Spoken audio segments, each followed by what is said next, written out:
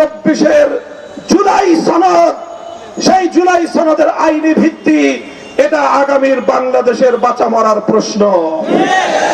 24-এর জুলাই সনদের আইনি ভিত্তি 24-এর গণ অভ্যুত্থানের রাষ্ট্রীয় স্বীকৃতির প্রশ্ন।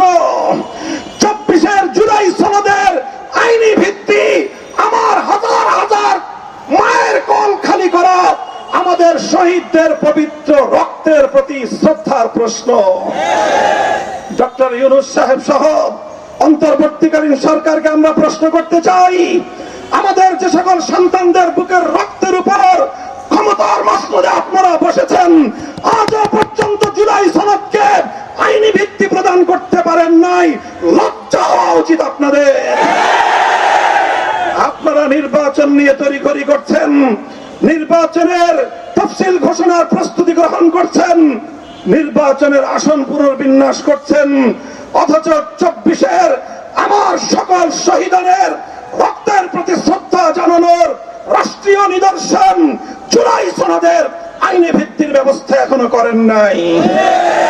পরিষ্কার ভাষায় বলতে চাই, জুলাই সনদের আইনি ভিত্তি প্রদান করে তার ভিত্তিতে আগামী ফেব্রুয়ারিতে বাংলাদেশের 13শ জাতীয় সংসদ নির্বাচন অনুষ্ঠিত হবে। বিকল্প কোন চিন্তার সুযোগ বাংলার মাটিতে নাই। এজন্য আমাদের স্পষ্ট দাবি, রাষ্ট্রপতির আদেশের মাধ্যমে প্রাথমিক জুলাই সনদের আইনি ভিত্তির প্রাথমিক মর্যাদা প্রদান করতে হবে। এরপরে আগামী জাতীয় নির্বাচনের উল্লেখযোগ্য পূর্ব সময়ে একটা যৌক্তিক সময় হাতে রেখে গণভোটের মাধ্যমে জুলাই সনদকে গণভিত্তি এবং রাষ্ট্রীয় আইনি ভিত্তি প্রদান করতে হবে। সেই জুলাই সনদের ভিত্তিতেই 13শ জাতীয় সংসদ নির্বাচন অনুষ্ঠিত হতে হবে।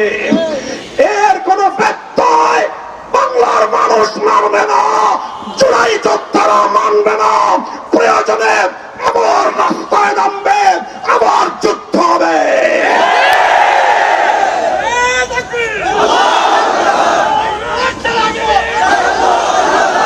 সংগ্রামী সাথী ও বন্ধুগণ, এখনো দেখি কেউ কেউ ফ্যাসিবাদী যুগের লেডি ফেরাউন শেখ হাসিনা এবং তার দলের প্রতি মায়া কান্না করে।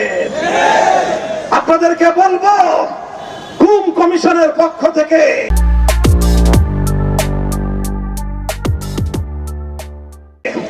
যে ডকুমেন্টারি তৈরি করা হয়েছে, অন্তত সেটা দেখুন কিভাবে শেখ হাসিনা এবং তার দোসরেরা বাংলাদেশ রাষ্ট্রযন্ত্রকে দেশের জনগণের বিরুদ্ধে ব্যবহার করেছিল, কিভাবে ঘরে ঘরে মায়ের কোল খালি করা হয়েছিল, কিভাবে আয়নাঘরগুলোতে মানবতার টুকরে কেঁদেছিল, কিভাবে মানুষকে অসম্মান আর অপমান করার এক ভয়াল জনপদে পরিণত করা হয়েছিল বাংলাদেশকে। গোটা আওয়ামী লীগ শেখ হাসিনা থেকে ইউনিয়ন এবং ওয়ার্ড লেভেল পর্যায় পর্যন্ত আওয়ামী লীগ, যুবলীগ, ছাত্রলীগের প্রতিটি নেতা কর্মী এই খুন এবং গুণের সঙ্গে প্রত্যক্ষভাবে জড়িত ছিল। বিচার করতে হবে তাদের। তাদের বিচার নিশ্চিত না হওয়া পর্যন্ত বাংলাদেশের রাজনীতি তাদের পুনর্বাসনের দুঃস্বপ্ন যেন কেউ না দেখেন। সংগ্রামী সাথী ও বন্ধুগণ, বাংলাদেশ খেলাফত মজলিস ঘোষিত 5 দফা দাবি আদায়ের জন্য আজকের এই গণমিছিল থেকে আগামী 12ই অক্টোবর গোটা বাংলাদেশের প্রতিটি জেলায় জেলায় প্রধান উপদেষ্টা বরাবর স্মারকলিপি প্রদানের কর্মসূচি ঘোষণা করছি। আপনারা এই কর্মসূচি বাস্তবায়ন করবেন তো ইনশাআল্লাহ? জুলাই সনদের আইনি ভিত্তি অর্জন করেই আমরা ঘরে ফিরবো ইনশাআল্লাহ। আগামী 12ই অক্টোবর, আবারও বলছি, আগামী 12ই অক্টোবর প্রতিটি জেলায় জেলায় ডিসির মাধ্যমে ডিসি কার্যালয়ে প্রধান উপদেষ্টা বরাবর 5 দফা দাবি আদায়ের লক্ষ্যে স্মারকলিপি প্রদান করা হবে। আমরা ধাপে ধাপে আন্দোলনকে চূড়ান্ত পর্যায়ে নিয়ে যেতে চাই।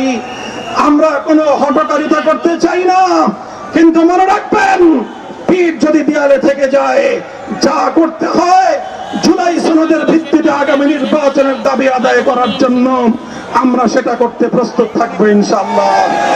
সকলকে আগামী দিনের সংগ্রামে রাজপথে শুভেচ্ছা জানিয়ে সকলকে ধন্যবাদ জানিয়ে বক্তব্য শেষ করছি।